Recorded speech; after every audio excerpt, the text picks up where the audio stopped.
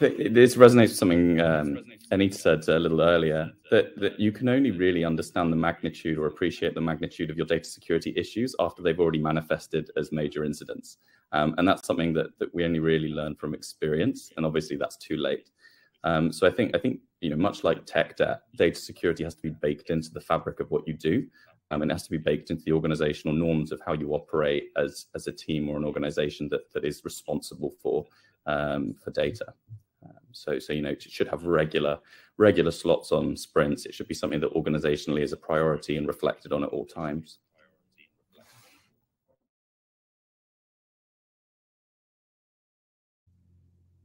Yes, you need to build it in from day one. Data security, there are some principles you must put in place and adhere to, knowing and learning from other people's mistakes. And you need to, as you have said, be prepared to be hit at any time and any moment. And you have to have a posture of not perfection unachievable, right? You can think that you are the best in the world. You can think that you thought of everything and you've learned everything, and every tool you could have used is employed, but someone will find a way to prove you wrong. It will happen. So every day you show up for work, you should be prepared for that day to be the day when you learn that somebody's sitting in your systems and eroding your control over information you amassed. The day when someone makes a public giggling at your expense. And you need to behave in a way as to preserve your control. When do you lose your control? When you forget where you put stuff.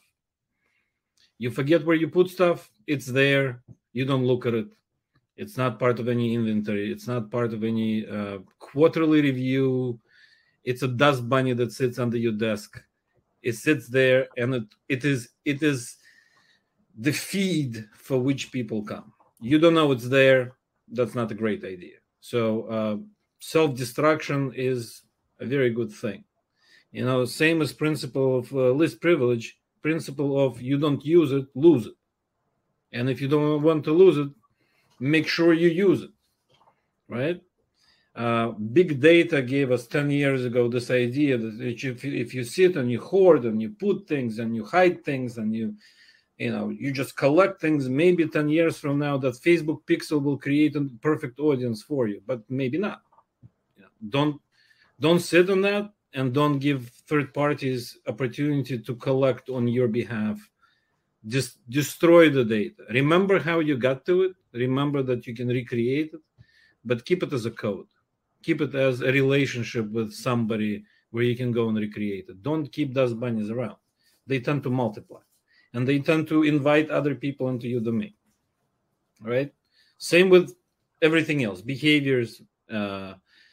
People who do not usually do X should not suddenly do X.